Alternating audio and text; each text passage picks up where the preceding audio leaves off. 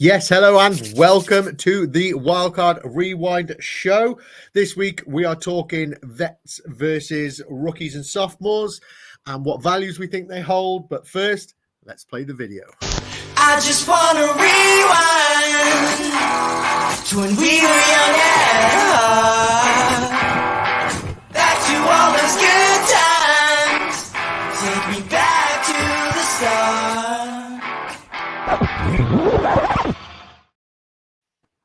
Yes, it is the best two from the Wildcard Rewind crew. It is me, and I am joined by the amazing Hannah. How are you doing on this Friday evening? I'm doing great, thanks, Paul. It's very strange to be talking to you on a Friday because obviously usually we do record on Monday, but we've all had a bit of a hectic week this week, so Friday it is. But yeah, good week. It's sunny, feeling great. Couldn't think of a better way to spend my Friday night, you know? Agreed. Sat at my dining room table chatting to you fantasy football, you know? It's going to be amazing. But yeah, it's only the two of us. Lewis has not been well, and he's not been well all week. So we hope he gets better soon, and hopefully he'll be back with us as soon as possible. But yeah, it's just the two of us, and we are going to chat some vets later on. But first of all, we're going to get into some big news.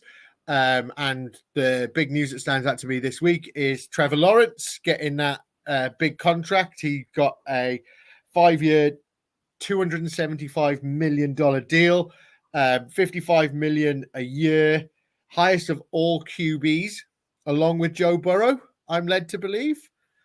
What do you make of this contract?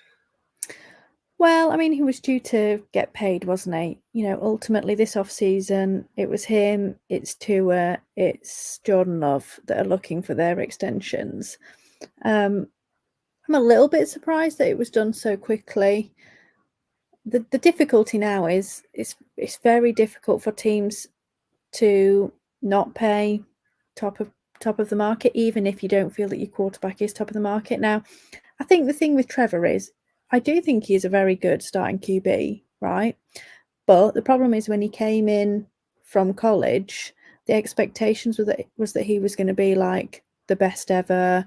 You know, he's going to be better than Andrew Luck. He's the best. He's a prodigy. He's going to be amazing. And unfortunately, he's just not quite managed to get to that level just yet. Obviously, had a difficult start. His first year wasn't great. Coaching staff turnover, you know, and he has done much better since, but he's still not quite reached like the elite tier, has he? And I think currently he's getting paid like an elite, you know, QB, but so is Jared Goff.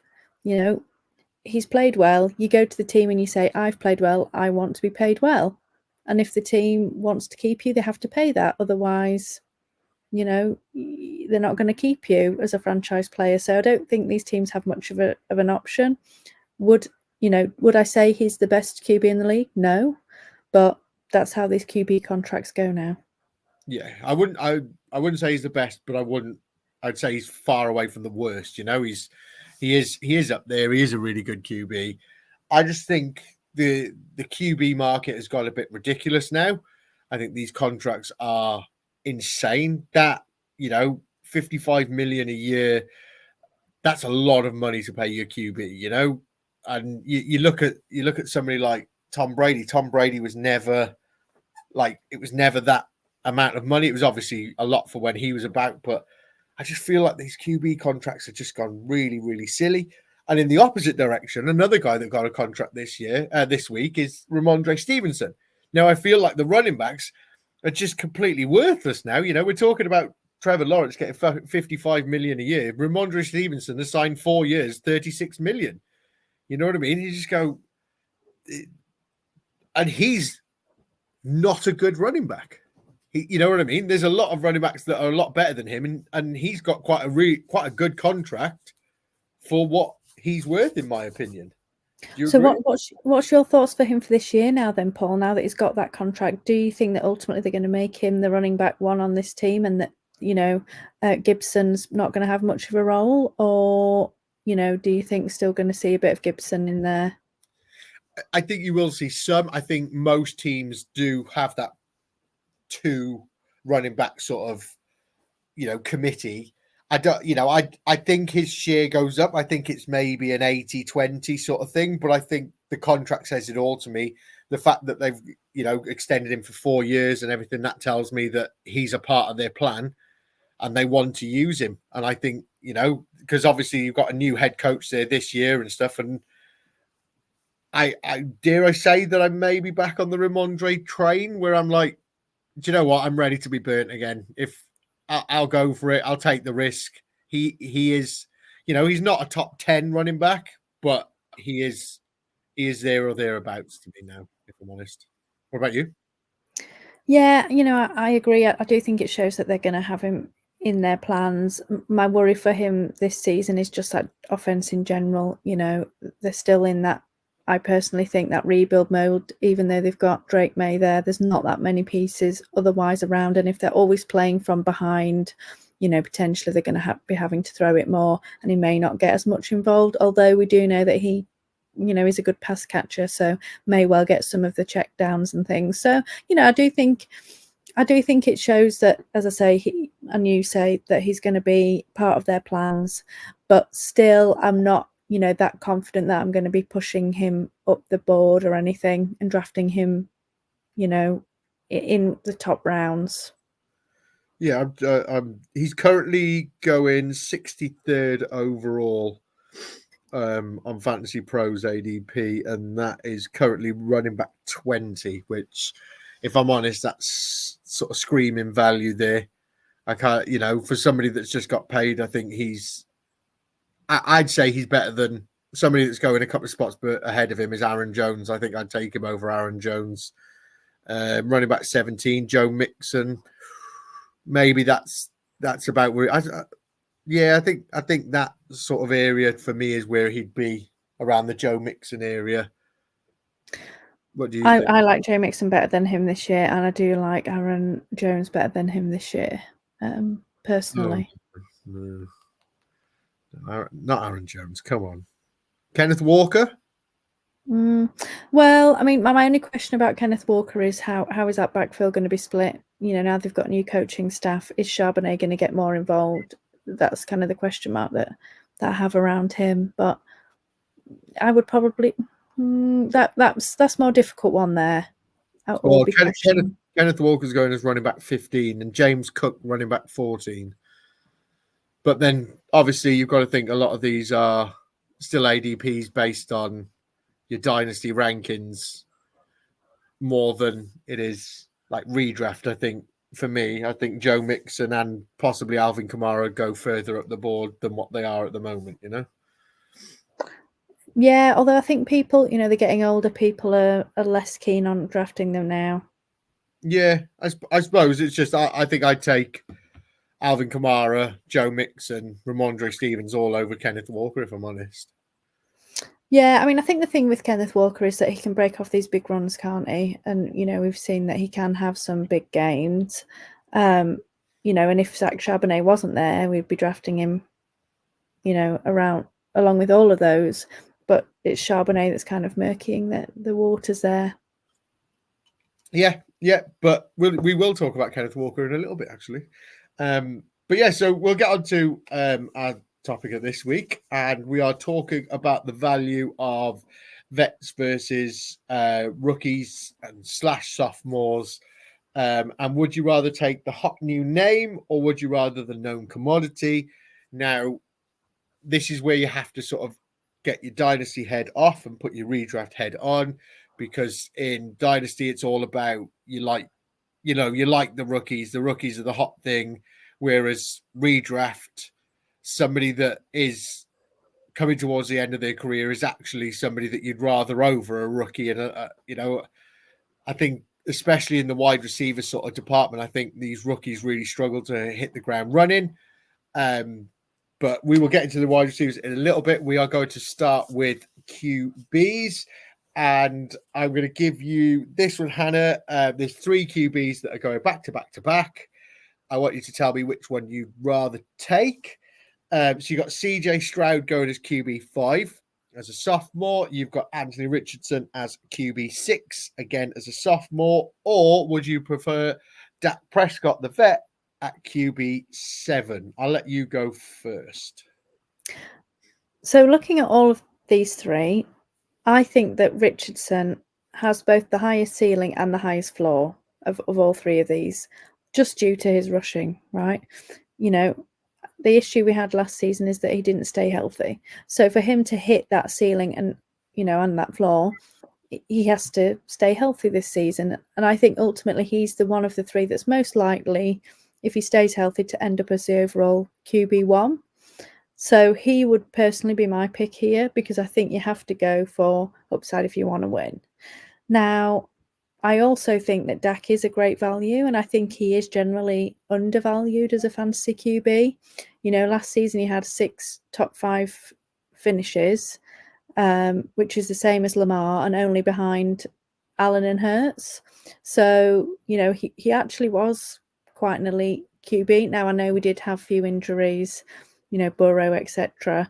But still, he performed amazingly well last season. We know they've got a questionable running back room and he's going into a contract year. So I think Dak could finish, as a mid to high-ish QB1. So I really like Dak, and the fact that he's going around later than these two QBs. You could have the opportunity to pick up another skill position player and then Dak. I would probably prefer to do that than take Stroud personally. I think Stroud is awesome and he's a great QB. But actually, when you look at his fantasy kind of finishes and things from last season, he wasn't quite as elite, I think, as people think. I think people were really excited about him, and I am, and he's a great player. But I think the hype's gone a bit far on Stroud. So unless I have a stack in best ball, I'm going to be avoiding Stroud, and I'd rather either take Richardson or take the value on Dak. Yeah, so I'm inclined to agree with you. So I'll give you the way that I would put it first, and then I will ask you a question about Anthony Richardson. So at the moment, you've got CJ going 44th overall, Anthony Richardson going 48th overall, and Dak going 57th overall. And like you mentioned, you can get Dak a whole round later. And if I'm honest, I think you're getting a better QB than CJ Stroud, and probably a better passing QB than Anthony Richardson, not a better rusher than Anthony Richardson. But last season, Dak finished as the QB3 in points per game with 20.7 points. 8 of them games, he scored over 21 points. CJ finished the season with 18.7 points per game, 12th overall, which when you put it in that sense, it's not a bad finish. But if you're paying QB5 value for that, I feel like I don't want anything to do with that. So I think I lean Dak over all of them, but that's because I kind of like him with CD Lamb. If I could get that stack, I'd be very, very happy in my first couple of rounds. And kind of like you said, if I can get in that round where CJ Stroud and Anthony Richardson are going, if I can get another skill position player, wait around and then get Dak, I'm even happier with my build. So what I want to ask you about Anthony Richardson, because obviously, as you mentioned, and I completely agree with, he has the upside to finish as QB1 overall. We've seen Lamar do it. We've seen Jalen Hurts do it. We've seen all these Konami code sort of QBs finish as a QB1. And Anthony Richardson has that in his locker. He could, if he plays 17 games, he could finish as QB1 on the season, and he's an absolute steal at 48th overall. And if he does that, I think next year he'll be flying up draft boards, even further than that. So what I see with Anthony Richardson is he's quite a risk. So would you, if you were building a team now, would you try and be safe with your skill positions, or would you go full out? If this team hits, it's gonna hit, and I'm gonna win. Or are you, you know what I mean? Are you full in, or are you half in, or are you, See, I think if you draft him, you're full in, right? because if you're drafting scared, you're like, oh, I think this is a risk and I think this is not going to work, so I'm going to try and be safer with my skill position players, or pick up a second QB in a 1 QB league, with quite high draft capital because I'm scared that Anthony Richardson is not going to do well. I think ultimately you're compromising your roster construction there, and your ability to either, draft that high-end skill position player when you get your second QB, or you're drafting players because you feel they're safer rather than taking the chance on potential upside and things like that. I'd think, do you know what, my opinion's actually changed over the years. I used to be very risk averse as a drafter when I first started, but I do think ultimately, particularly in like big field contests, these 12-team league, okay, maybe you can be a bit safer, but you're not going to win without risk, right? So I think if you're drafting Anthony Richardson, you're drafting him for what you think he could be. If you're not happy and you think that he's too much of a risk, don't draft him. Draft Dak is my opinion. I don't think you should ever be constructing the rest of your players based on that QB and you thinking it's a risk, it might not hit. I agree with you, and the bit I like, I think in a 12-team league, I have sort of a different opinion with the way I draft, and it's sort of like these are the teams I have to beat. In one of these charity contests, that's when it's like I want to do something that's going to make a splash, because you've got to be a bit different. Because as we were speaking about before we came on, the Scott Fishbowl, like the 10, I drafted from the 10 spot, and you're listening to what people were saying in that group, and everyone's like, this is what we should do. Well, if everyone in the 10 spot does the same thing and it doesn't work, nobody in the 10 spot's going to win.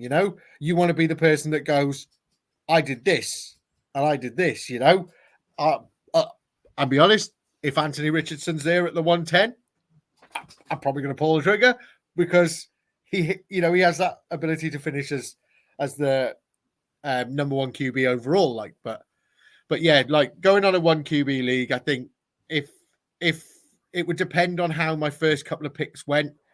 If I'd managed to get CD Lamb in my first couple of picks, then Dak Prescott would be the guy that I choose. If I was going a bit risky, players like Saquon Barkley, I think if I had Saquon Barkley and stuff like that, that's when I'd be like, right, I need Anthony Richardson in this team, because if this team hits, it's gonna go off. Yeah. Anything else you want to add about these guys? No, I don't think so. Ultimately they're all great players. I personally think probably the player that's going to give you the least value for where you're taking him is Stroud, even though I think he's an awesome QB. Any of the others, I'm probably happy to pull the trigger. I completely agree with you. So let's get on to some more QBs. The next ones up are Caleb Williams, who was number 1 in the draft overall this year. He's currently going as QB 1597th overall. Or Trevor Lawrence, QB 16, 101 overall. Where do you stand with this one? Well, I do think the fantasy community generally is a bit down on T-Law at the moment. I know he didn't have the best season last year and he finished as the QB 14, but we do have to remember that he was injured for most of that season and the offense really underperformed. Press Taylor took over as the offensive coordinator.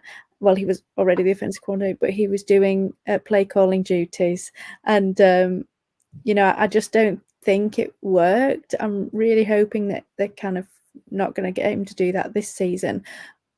But I do think Lawrence is more talented than what he showed last season. And I think he does have the ability to jump back up. So he finished as the QB 7 overall in 2022. I do think he has the ability to do that. For me personally, in a 12-team season-long league, Lawrence would be the guy that I'm taking. However, we do know Williams is in a great situation. The pass catches he's got around him, are all extremely talented. So I think if anyone is going to succeed, it's going to be him. So in a best ball league, I quite like the upside of him and what he might be doing later on in the season. So best ball, I'm going Williams. Season long, 12-team, anything like that, I'd probably go Lawrence. So I'm looking at Trevor Lawrence's stats next year, and I want to ask you a little question. Do you know how many games in 2023 he scored over 20 points? Not many. It I'm was going to say 2 oh, go or on. more. Yeah, it sounds like 4. I was going to say 2. It was 4, and one of them games was 20.4. He did hurt his knee or ankle, didn't he? I think it was his ankle quite early on, because I know he'd started doing a little bit more running at the beginning of last season. Then he hurt his ankle, and then he wasn't doing much. And obviously, him and Ridley didn't necessarily connect a lot of the time. Kirk got injured. Like, I do think there are reasons for that, and I do think that he can improve from that. And I think there's a chance that he might be a little bit of a bargain there. But Yeah, I again, this is why we're doing this. I really like Trevor Lawrence, and I think he is a good QB, and he is a very safe QB, and a bit like we were talking about with Dak and Anthony Richardson and stuff like that. I think if you want that safe QB that's going to put you points up every week, but he's not going to win you a league, or he's not going to win you a season on his own, then Trevor Lawrence is the guy that you want. Caleb Williams, I may be starstruck with him a little bit, and I may be falling into that. Oh, he's number 1 overall. He's the best QB, and thinking, oh, they've given him Keenan Allen, Romadunze, DJ Moore, and they've given him all the weapons, and he's going to be great. He's going to be amazing QB, and I'm probably at the end of the season going to go, oh yeah, I fell for it again.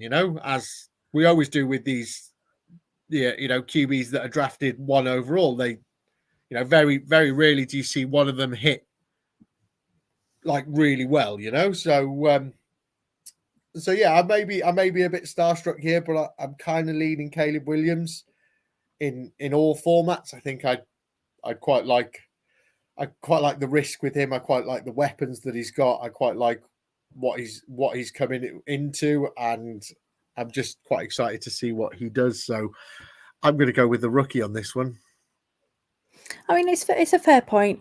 I just think, there are going to be teething problems. There always are with rookies. It's the first time in the league, and I wouldn't be surprised if, he isn't amazing in his first year, or, gets going towards the end of the season. But I wouldn't be expecting too much from him. Again, if I want to just win a 12-teamer, I don't need, to be massively different from the field or anything like that. And I wouldn't be against having T-Law there. I to be honest, I think if you walk up to an ice cream van and order an ice cream, Trevor Lawrence would be just a Mr. Whippy with a flake. I think but everyone likes them, right? I know they're boring, but everyone likes them. I'm not saying that. I'm not saying I dislike it. I'm saying, do you know what? He's okay, but he's vanilla.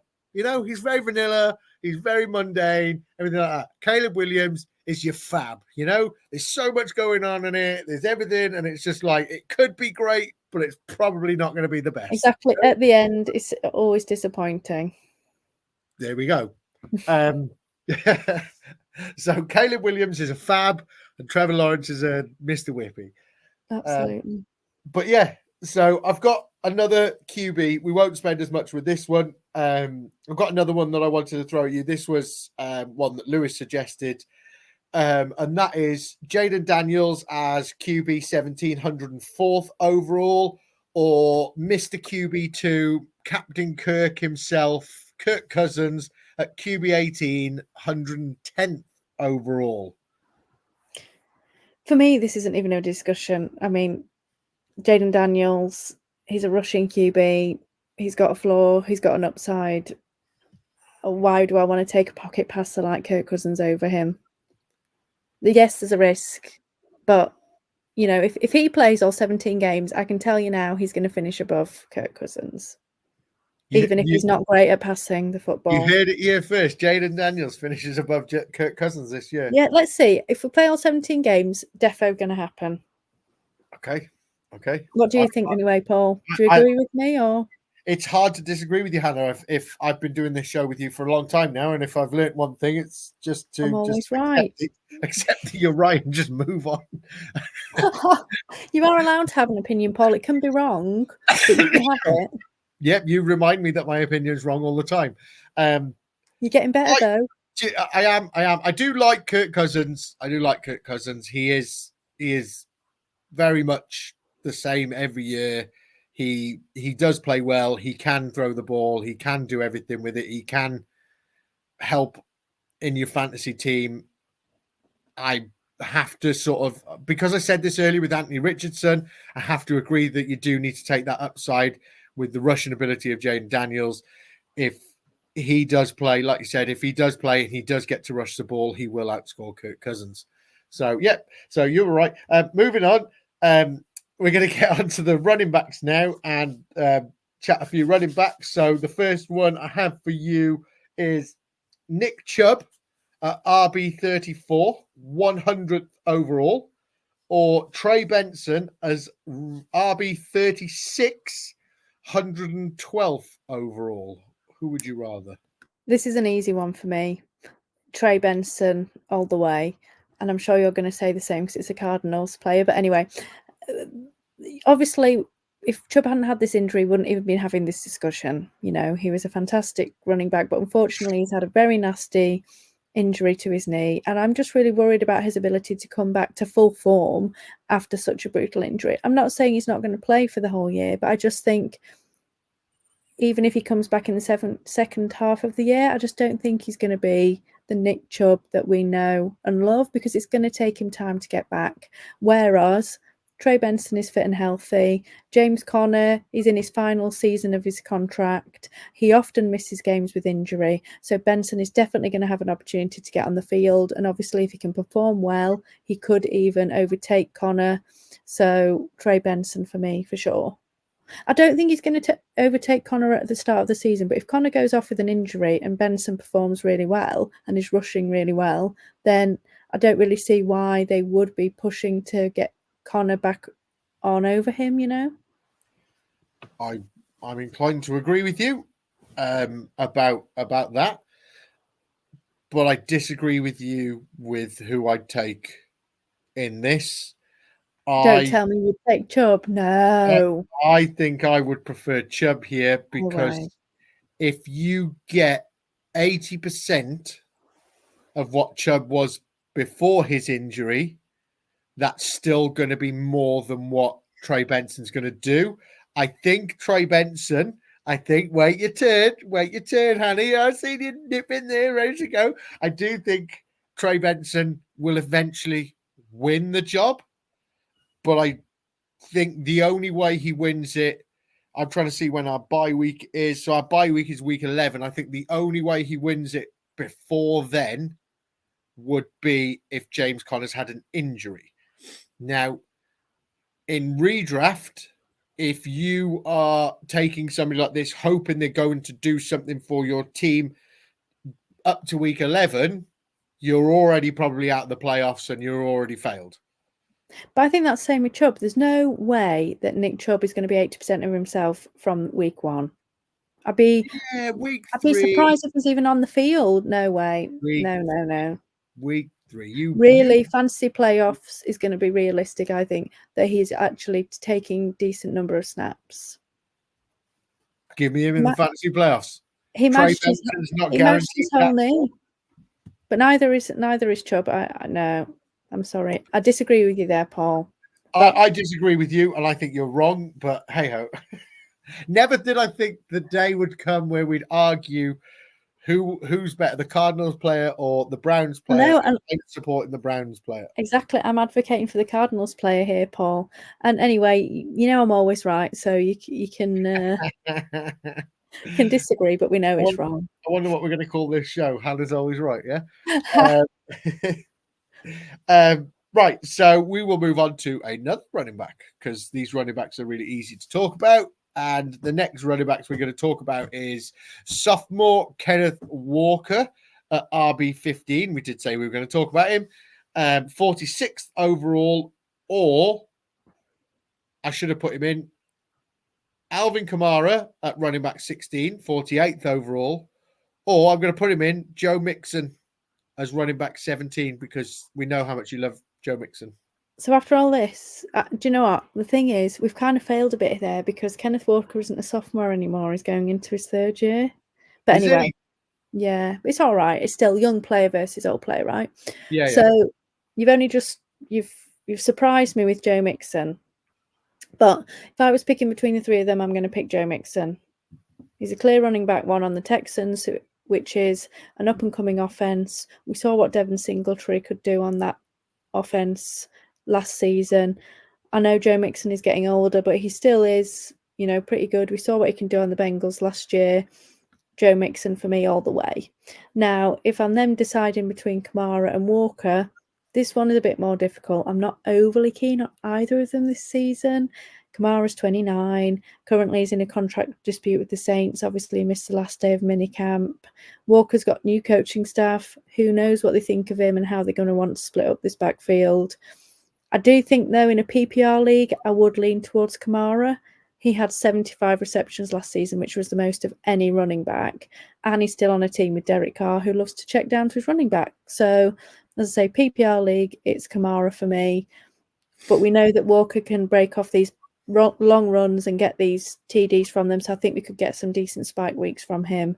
So, in best ball, potentially Walker there.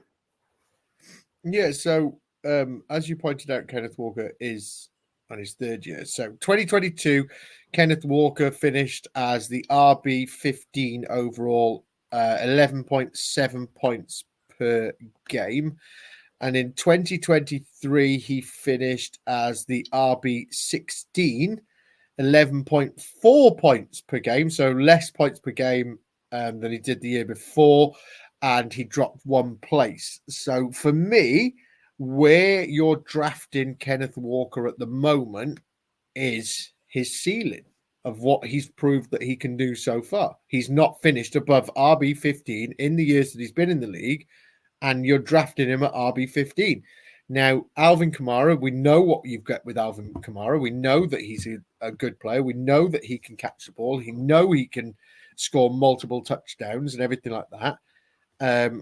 I'm just trying to find his points per game for last year. He missed time last year, didn't he? That's why I can't find him. Yeah, he's really far down, or I've gone past him. But Alvin Kamara, we know what we're getting there, and the same with Joe Mixon. You know what you're getting with Joe Mixon. Joe Mixon was RB3, 2 years ago, something like that, was it? So we know what we're getting there. Why would I take a player at his ceiling when I've got two players that are better and prove to be better after him? You know what I mean? And I know Alvin Kamara and Kenneth Walker are basically going back-to-back in draft, so there's no advantage of a round later or anything like that. The same with Joe Mixon, to be honest. Joe Mixon's going, so Kenneth Walker is there. Joe Mixon's going 51, so he's going 3 picks after. So there's no advantage in like waiting around or anything like that. But I do believe that I'd have Joe Mixon. I'd probably have it Joe Mixon, Alvin Kamara, Kenneth Walker if I was to rank them three right now. Do you agree with me? Yeah, I do. Obviously, I think people are drafting him in the thoughts that, again, Charbonnet doesn't do a lot, but I totally agree with you that, potentially a high-end running back too is probably Walker's limit. Yeah. I just don't know how I feel about that Seahawks sort of team next year. I think the whole thing for me is a bit of a murky area. With Gino, QB, the wide receiver room just feels a bit murky, and just nothing feels great about that Seahawks team next year. But with that, let's talk some top end wide receivers, shall we? So we're gonna get onto the wide receivers, and obviously there is no better place to start than with Devontae Adams at wide receiver 9, 15th overall, or the legend that is the Arizona Cardinals' first wide receiver or number one wide receiver, and that is Marvin Harrison Jr., a wide receiver 10, 19th overall. Let's see where you go with this. I feel terrible going against Davante Adams, and it's nothing like actually against him because we know how amazingly talented he is. It's not him I don't like, it's the Raiders offense, really. You know, so I think probably I'd go Marvin Harrison Jr. I don't trust the QBs at Las Vegas that they're going to be able to consistently get Adams the ball, you know, to make him a reliable wide receiver one every week. Whereas I do think the Cardinals' offense really was promising last season when Kyler was back in the fold, you know, and we know how successful DeAndre Hopkins was when he was the primary target for Kyler. So I can see Marvin Harrison being the same. He was drafted in the top 5. You know, we know that he is talented. So I think I would probably go Marvin Harrison, but I could also see myself regretting it. The thing is, if Adams was on like any other offense, I would probably say Adams, but the Raiders, I just don't trust the Raiders, to be honest. So I think I have to go Marvin Harrison. What don't you trust about the Raiders? Is it the head coach? Is it the way that it's all schemed, or is it the QB? I think it's a bit of all of the above, really. You know, I think they've got a new offensive coordinator, haven't they, from the end of last season to this one? But you know, none of it. I just don't like the vibes there. Like, what are they even doing? I think a lot of it is a hangover, you know, from the previous coaching staff and you know, front office and everything. But why would you trade for Davante Adams and then now be in this kind of no man's land rebuild thing? And I just think he's being wasted there, and all of it upsets me. And you know, who thinks that Minshew and or Aiden O'Connell is going to make Davante Adams a top 5 wide receiver? Nobody. I think Minshew helps him more than Aiden O'Connell. Yeah, probably, but I still think like Minshew did really well last season on the Colts, but we know that Shane Steichen is an awesome scheming coordinator, head coach, and I'm just not sure that the environment of the Raiders is going to be as fruitful for him. And I just think it's probably all going to be a massive mess. Yeah. So you probably know which way I was going to go with this. When you looked at it on the show sheet, I didn't even need to write an answer down here or anything like this. You knew that I'd go Marvin Harrison Jr. I actually did a live draft with 5 Yard Rush where they did a show where basically everyone was drafting live. I did that. I took Marvin Harrison Jr. in that one.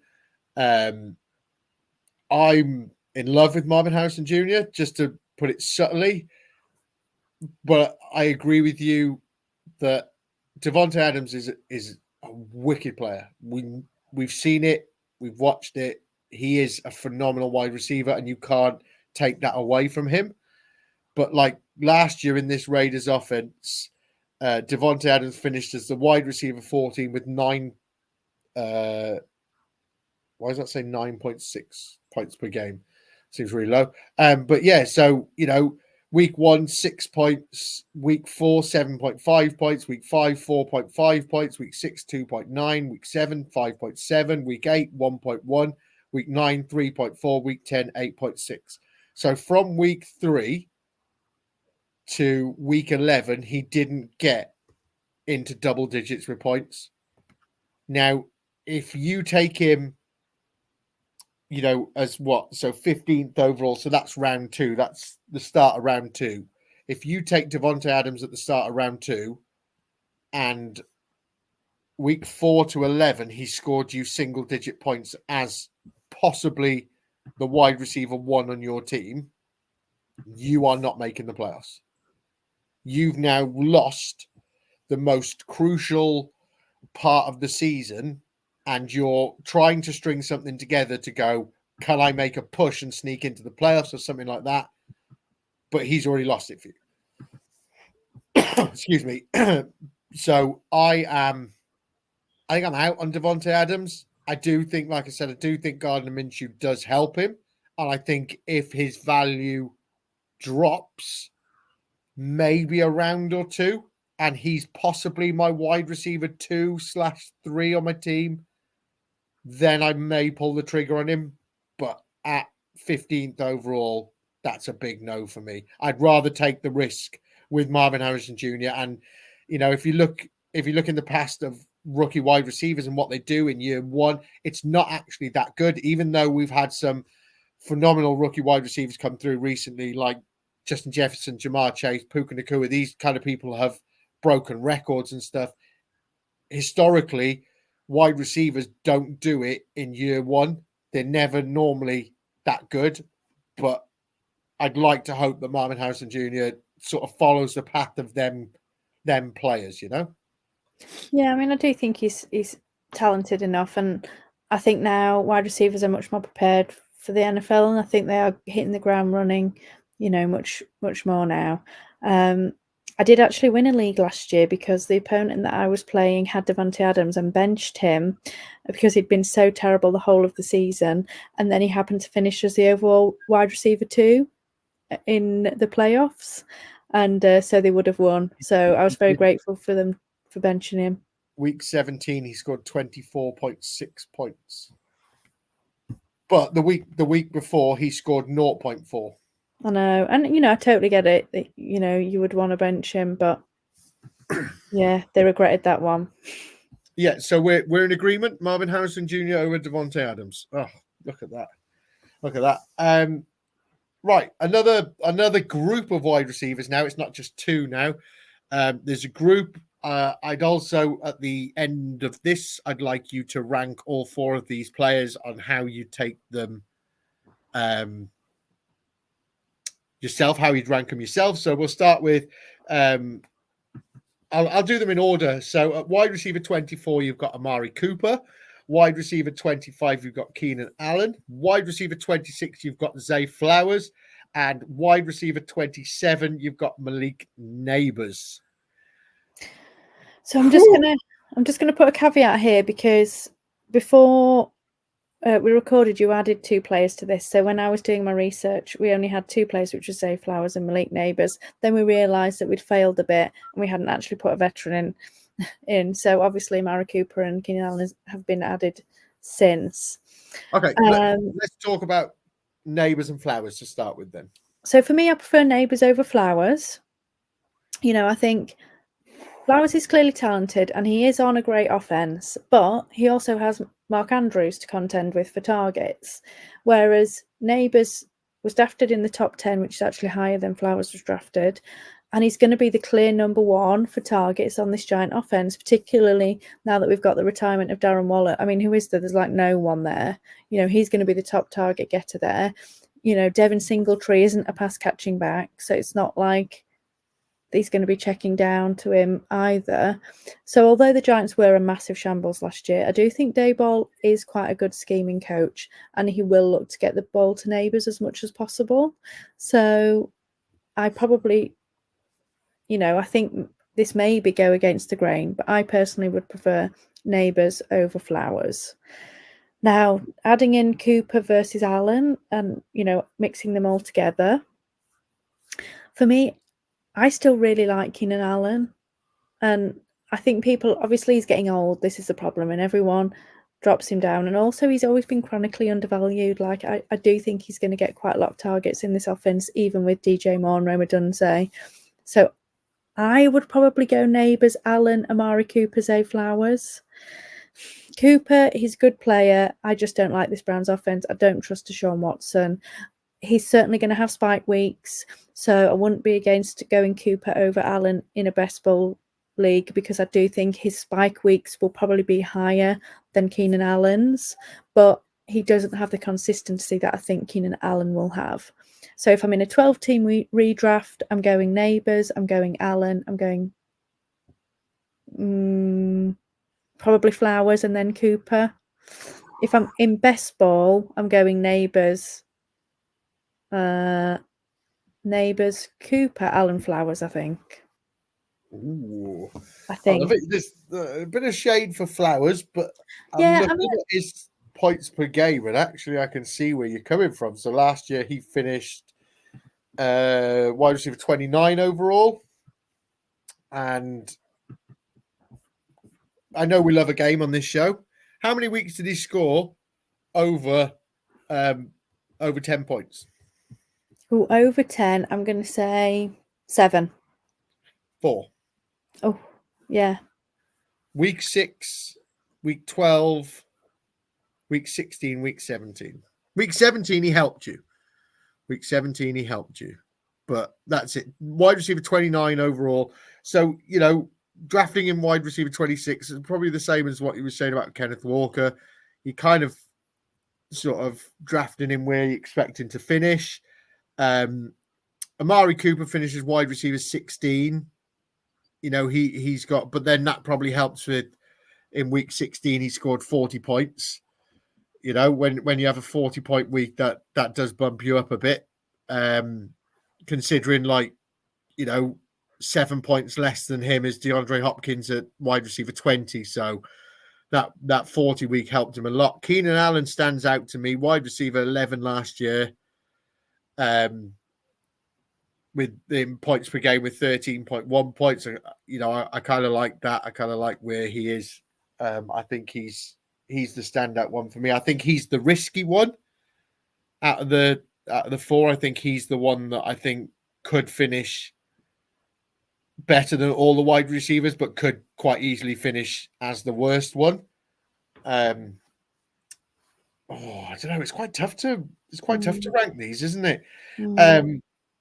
So I'm going to be a little bit different, and I'm going to say Neighbours in a standard 12-team league. I'm going to say Neighbours, Cooper, Flowers, Allen, and I think in best ball, I think I'd go Neighbours, Cooper, Allen, Flowers.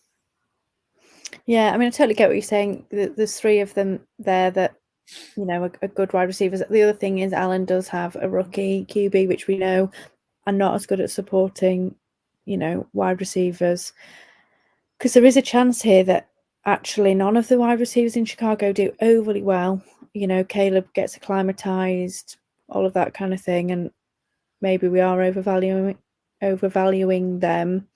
Based on what we kind of want to happen and not looking at it from this is a rookie, he's going to take time to acclimatize.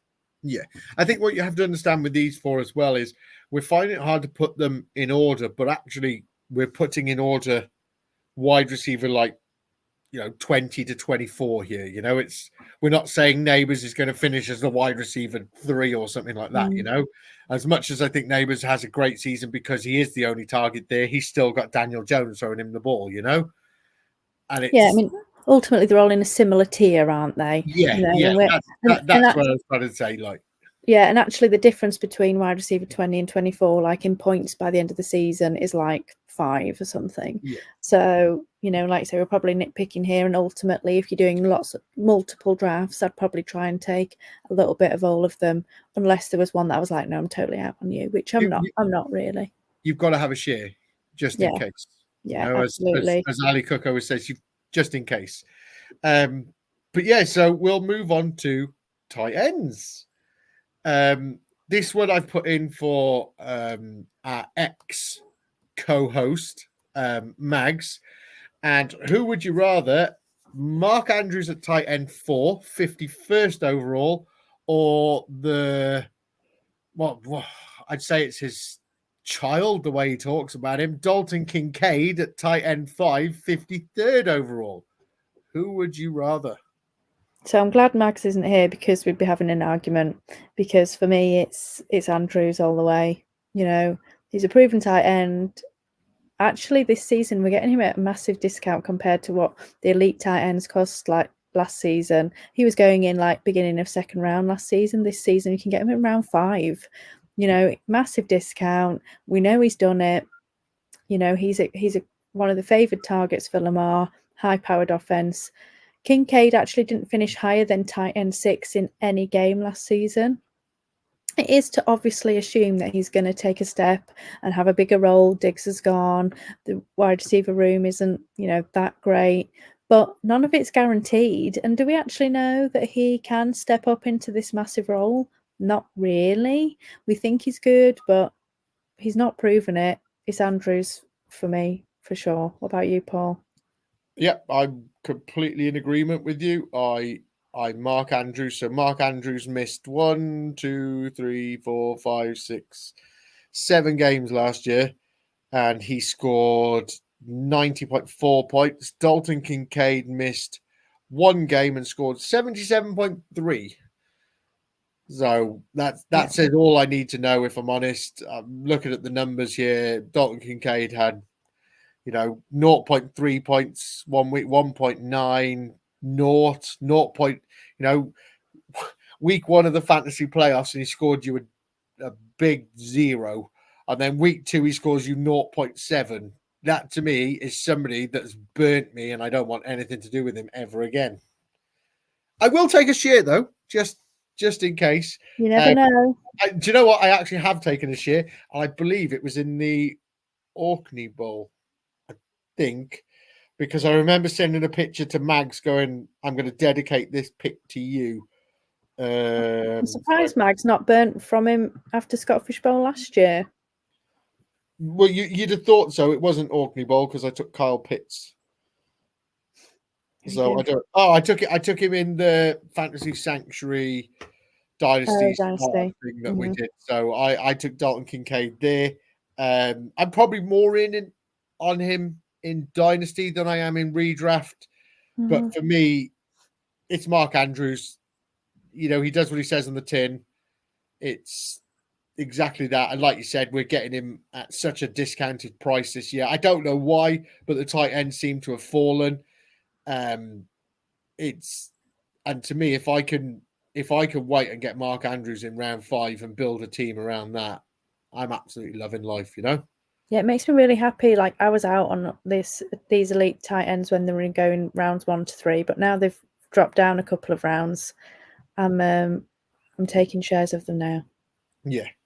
Right, so we'll get one more in before we finish, and that is we're going to go back to Las Vegas and talk about their hot new wide receiver, Brock Bowers at tight end 11, 105th overall, or Dallas Goedert at tight end 12, 113th overall.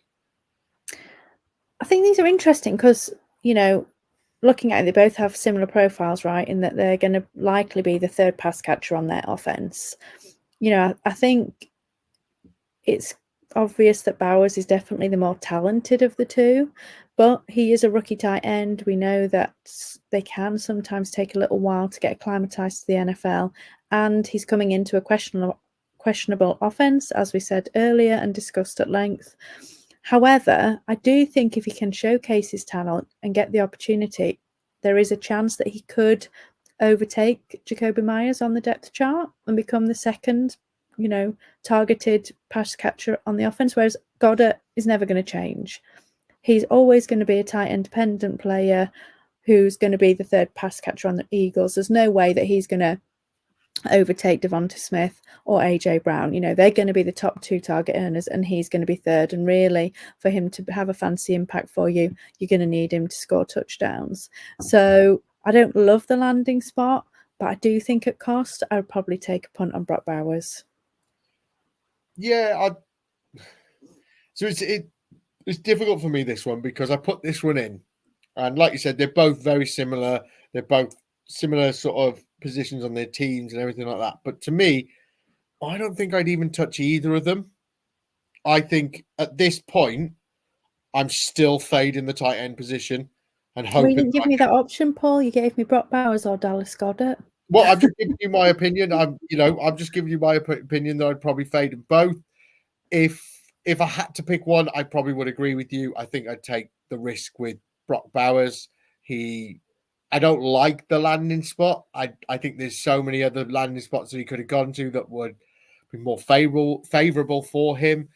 But I think, or I'm hoping, that his talent will shine through, and he is such a freak athlete that they will use him to the best of his ability. So at this point, if I was taking a tight end, I think I'd go Brock Bowers. I do think Goddard's on the higher powered offense, though, with that. But I'd probably argue, like you said, Brock Bowers could step in to be the second choice receiver in his team, whereas I think Dallas Goedert could potentially drop to be the fourth, because I think AJ Brown's your first, Devonta Smith's your second. I think maybe they look at Saquon before they do Dallas Goedert, so there's a chance that he could be fourth. So I think I'd lean Brock Bowers at this. I think that's another one we agree on. Wow, makes a change, Paul. We've agreed a lot tonight, if I'm honest. I know, it's not like us, is it? We did have one quite good argument, though, so should still be good listening. I hope so. But yeah, that brings us to the end of the show. Anything you want to add before we go, Hannah? No, it was good fun. I really enjoyed that, discussing some of these things. And I think sometimes just putting them into a bit of context, we get into a bit of rookie fever. And, sometimes it's nice just to come back down to earth and say, actually, do we feel that they're worth taking over some of the veterans around them? Yeah, we took Brock Bowers, rookie. We took Neighbors, rookie. We took Marvin Harrison Jr., rookie. We took Trey Benson, rookie. Jaden Daniels, rookie. Caleb Williams, rookie. We did well. I think we were struck with rookie fever. But it is nice. It is nice to talk about these things. It is nice to sort of figure out, like I said, you get into that point where you got to take your dynasty head off and put your redraft head on and realize that rookies aren't always the answer. There are other players that are out there that are better. So, yeah, it's been good to chat to you tonight, Hannah. We are at the end of the show, and we'd like to thank you for tuning in. Be sure to subscribe and follow us on X at Wildcard Rewind, or head on over to our YouTube channel, search for the Fantasy Wildcard, and make sure you give us a subscribe there. And we will see you next week. Take me back to the start.